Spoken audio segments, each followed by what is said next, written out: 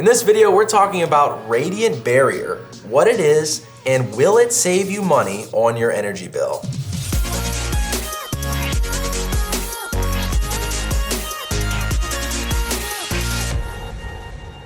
What's up, guys? Welcome to the Metal Roofing Channel. Welcome to Q&A Mondays. I'm Thad Barnette. Make sure you subscribe if you're new. We release metal roofing and metal construction content every Monday and Wednesday. Today we're talking about radiant barrier, what it is, how it's installed, will it save you money on your energy bill, and much, much more. Today I have the great pleasure of having Jeff Hock live and in person from the Sheffield Metals technical team. Thanks, Jeff, for being here. Absolutely. And Mark Strait from Sharkskin, thank you so much for joining us. Thank you, Thad. So let's jump right in. What is radiant barrier? Mark, can you start us off? It's a reflective insulation. It's normally a foil or a reflective film that reflects ultraviolet thermal radiation back into space. So, and we've got a couple samples here, and it's this shiny foil that you mentioned that you can see kind of reflects light. And talk to me about the installation of a product like this. What do we typically see? How does this go down on a roof? Talk to me about that. It can be installed with the reflective side up or the reflective side down. The key is that you want an air gap on the side that has a reflective layer on that. And the reason for that is this is kind of a physics thing that's going on without getting too far into the weeds. And so if you lay it down right over the sheathing, like is sometimes done, you really eliminate the value of this. Think of this as an electric field that now shorts out because you don't have that air gap. So originally, radiant barriers were developed by NASA. It goes back to going into space because there's no atmosphere, and so you have direct UV from the sun, and there's no protection like we have. We have this nice environment we live in here on planet Earth, and so to be in space, you're completely exposed to direct UV rays, and an astronaut would be killed without the protection of the suit and the rest of it. But for the electronics that go up in satellites, they wanted a way to reflect the ultraviolet, and so what they used actually gold. So gold is 99% reflective.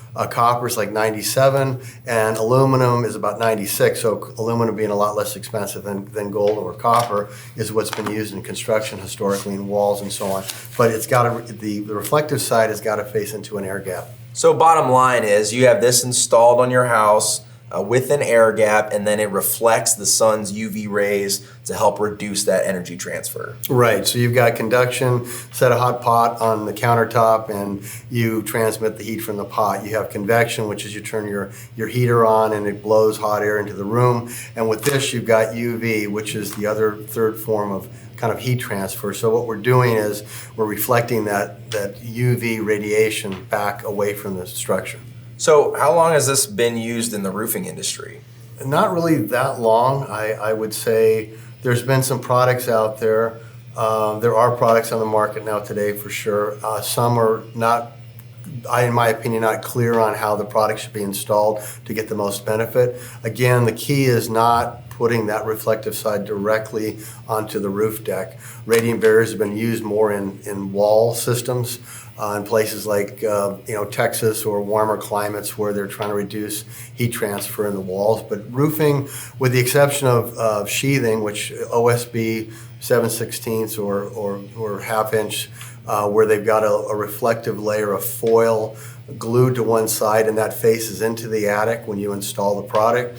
For the same reason, if you put the foil up and you put the roof over it, you are really diluting the value of the radiant barrier. So with the exception of sheathing that's used now, is used extensively in California, where I'm from, on all new construction. And then if you do a re-roof or a remodel over a certain size, I think it's 500 square feet, you have to include the radiant sheathing on the whole roof. Oh, wow. So some areas are requiring that, others are not. But I would say when it comes to roofing, that's been kind of, if it's new construction now, they're incorporating a radiant barrier in the sheathing. Okay. in some way. So the environment, does that make a difference, whether it's a good choice for you, radiant barrier? Warmer climates are going to be better. You've got more radiant heat than you would in a cooler climate. But the further north you go, you're going to have less thermal radiation. I mean, Arizona versus Minnesota.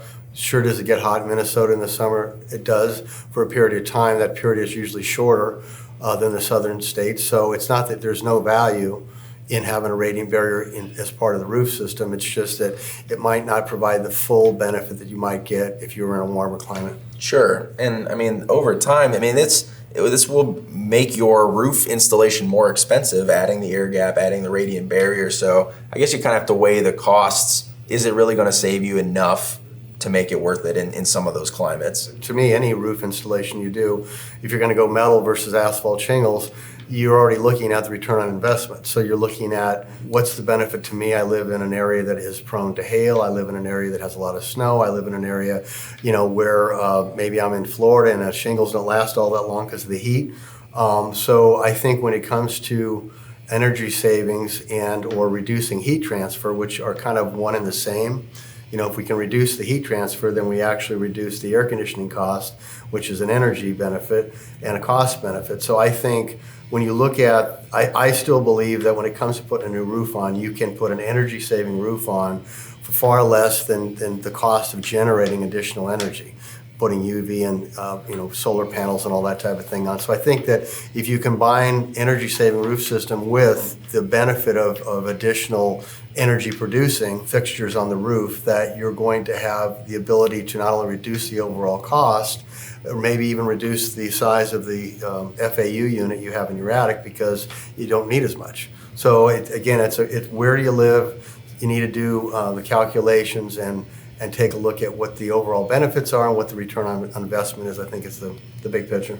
No, I think you bring up a really good point, because using the radiant barrier system along with the metal roof system, especially painted roof systems with the cool pigments, all the different colors have a solar reflective index. So the higher colors are obviously going to reflect more. So in conjunction with the radiant barrier, you can really reduce a lot of heat that's coming into your building. And if I'm a homeowner or building owner interested in something like this, how much will this actually save me on an energy bill? So according to energy.gov, radiant barriers can reduce the cost of your utilities from 5 to 10%. And that's what they've tested. So more testing is being done. It's fairly new with the installation that's going on now. Like Mark was talking about earlier, usually you'd see it inside the attic spaces. Well, now we're putting it on top of the roof. So 5 to 10% on your utility bills, or they said basically it reduces a half ton of your AC equipment. So if you have a 2-ton system, you're probably only using a ton and a half, compared to what you would normally use in conjunction with the radiant barrier. Well, I think the other thing is that it depends on, again, going back to where you're at. If you're in an area that's you get 100-degree temperatures for weeks on end, a lot of sunshine, it's going to provide a more of a benefit overall. Sure. I know that wherever we've had radiant barrier installed, along with a kind of an overall system approach, and it's been installed correctly, which is the important thing, that we've had property owners that have said absolutely they notice a difference. Again, I think a lot of people these days are probably going to stay in their own home. I think that if you're looking at a 5 to 10 year return on investment, I think it's well worth the investment. So, and I think it's a nice thing about it. It's a passive system, so you don't have to do anything. Yeah. You don't have to replace anything. Once it's up, it's up. Right. It's not. This doesn't have a lifespan really. You put it up, and it performs. And then as the price of energy goes up, the payback is more quick. Sure. So it's I think whatever you can do to reduce heat transfer in the summertime through the metal roof into the attic, and then once the attic heats up and the heat transfers down into the living area, that's when you go and turn the air conditioner on. So if you can reduce that or reduce the cycling of the air conditioning, overall save money. It's going to long term be a benefit. The other thing I would look into too is sometimes Energy Star does do tax credits. So they might have tax credits available if you are installing a radiant barrier system. I know the tax credits are available for using cool roofs, painted roofs and whatnot.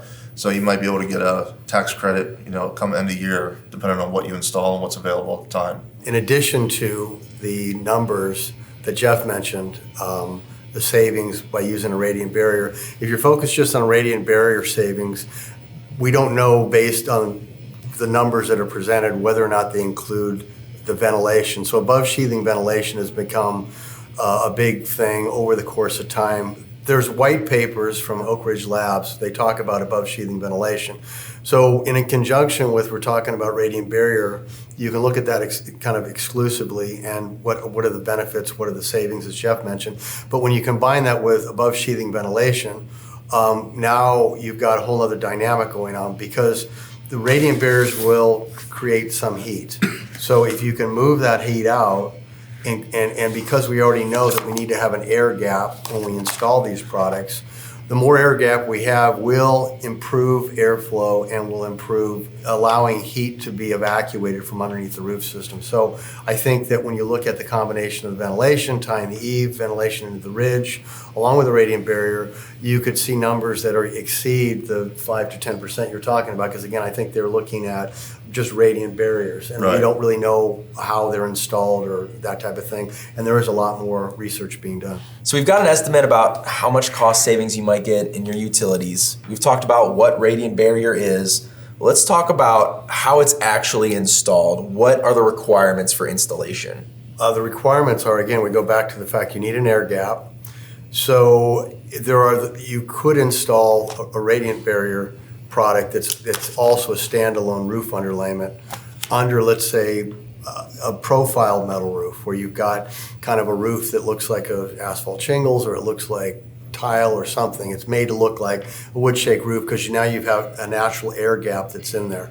So you could technically install the radiant barrier roof underlayment combo, not just that's already been tested as a roof underlayment, as well as provides the benefits of a radiant barrier under a profile metal roof. If you're going to go standing seam, now we have the issue of, again, we're back making full contact over the reflective layer, so we need to create an air gap.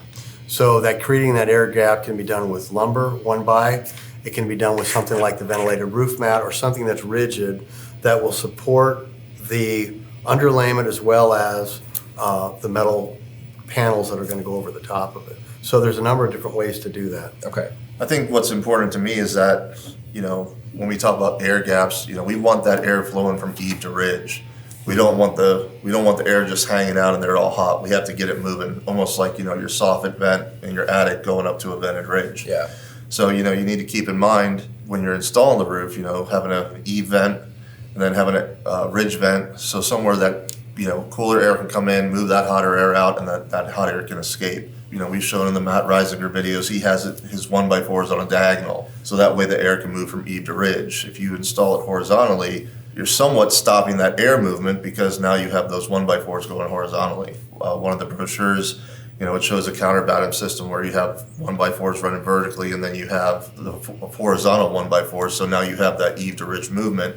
But now you also have to take into account that you're also creating a larger gap in your roof assembly. Right. So you got to take account for that when you're building, making your eave trim, when you're making your rake trim, things like that. It all has to be accounted for, because you are raising the assembly. But now you do have that air gap that can move from eave to ridge and get that hot air out of there. Yeah, because we're talking about thermal break, right, between the metal and the decking itself. Absolutely. And then once that air begins to move, that air is going to heat up. So once that begins to heat up, it can move up and out of the ridge system. Right, and that's the other nice thing, is that this is really easy to tie in the above sheathing ventilation to the attic ventilation, because everything's exiting at the apex of the roof. So you're basically terminating whatever your counterbatten or ventilated roof mat at that opening you already have cut for the ridge system. Sure. And it does, and it provides you a solid surface when you're attaching your ridge, when you're attaching your rake, you're attaching your eave,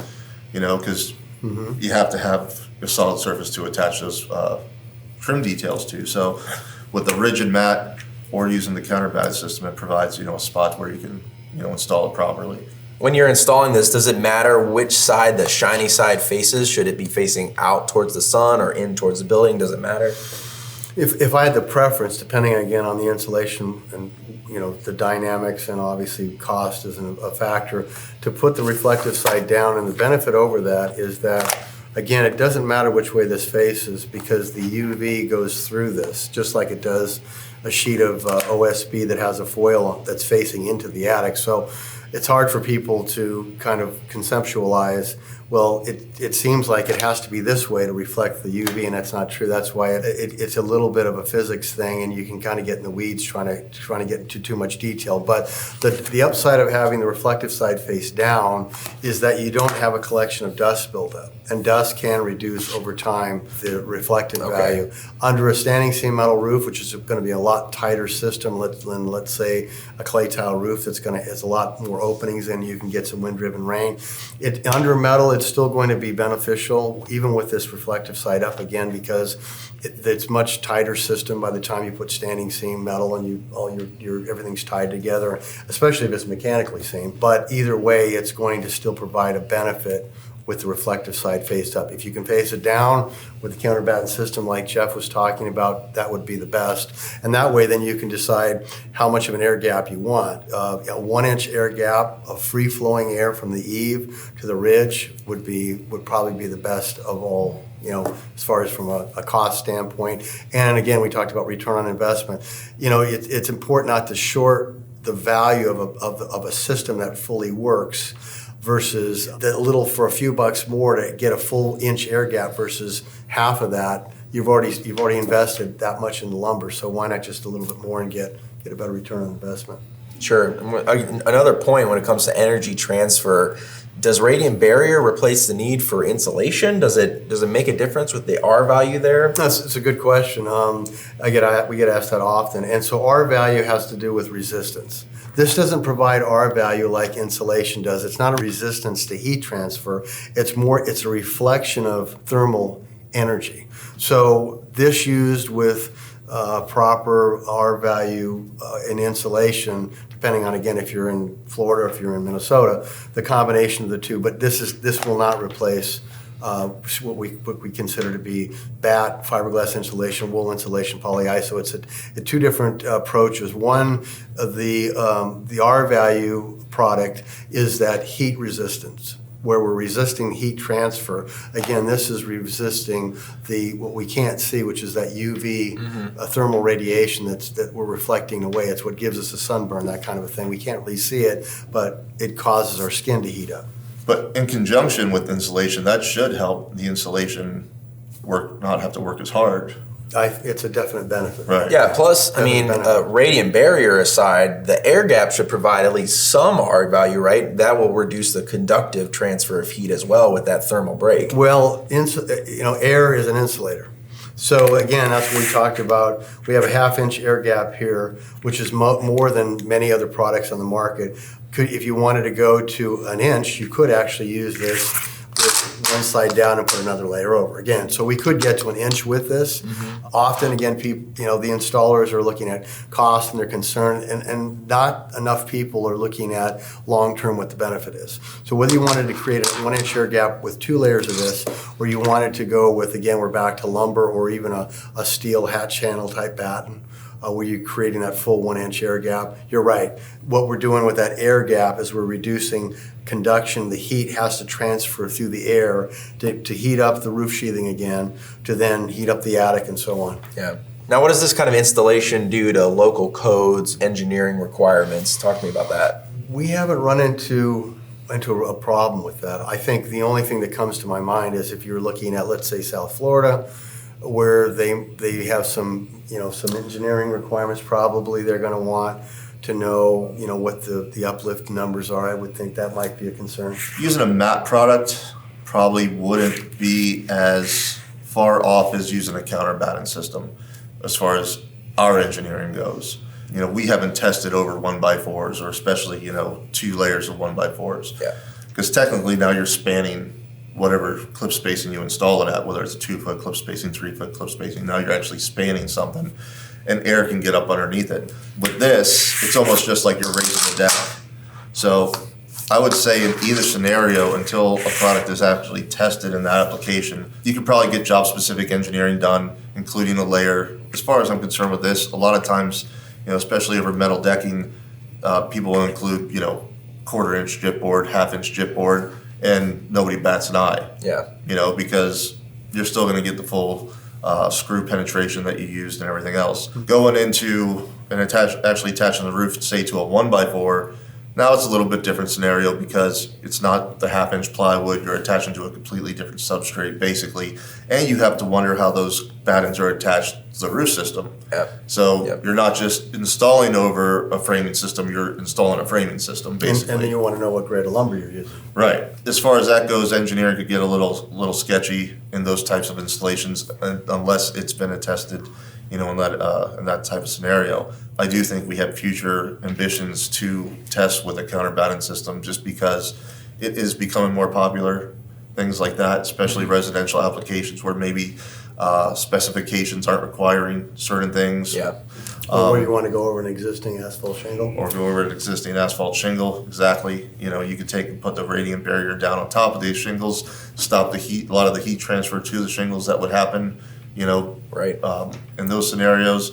So we do have ambitions to test it. It just hasn't happened yet. It could affect engineering, especially if it's going to be required for code or whatnot. Yeah, and that's good info. Mark, you're exactly right. Miami-Dade was right where I was thinking. But we're seeing, we just did some uplift testing, and because wind is really the number one factor, you would agree, right? When it comes Absolutely. to construction. California, we got earthquakes, obviously, you got tornadoes in the Midwest, which is wind, high winds. I just talked to a contractor in Denver who had a metal roof blow off. He wanted to know if he could go over the existing Sharkskin, and I said, well, what happened? Did somebody not install the panel right? He said, no, we had kind of a freak hurricane force type wind that blew through here that exceeded whatever the requirements were. Yeah, the code. And I said, would you send me some pictures? And he did, and I was really surprised at, so we're seeing everything from a derecho in Iowa.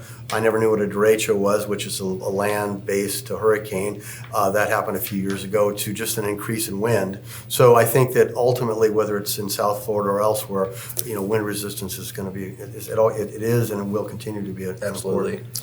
Yeah, and codes continue to get more strict as time goes on and more events happen. ASCE 7 has bumped their wind speed numbers up and things like that. So, yeah, wind to me is basically the number one factor as far as engineering goes. It's pretty easy to make things not leak. The installation is completely dependent on how much wind pressure it's going to take. So it sounds like the radiant barrier and ventilation is being incorporated and will continue to be, and the engineering in some cases is there, in some cases not yet. I think as it gets more popular, obviously more people are going to start testing for those conditions. It just makes sense if you're going to, promote products and things like that you'll have the testing, that'll go along with the assembly. Yep. So, like I said, it is on our radar and it is something that we have ambitions to do in the near future. All right, Jeff, Mark, thank you very much. I learned a lot about radiant barrier and installation and energy saving, so thank you very much for your knowledge. Much appreciated. Thank you. Appreciate the time. If you have any questions, please comment down below. We'd love to answer them. Subscribe here to the Metal Roofing channel. And as always, I'm Thad Barnette, and I'll catch you next time.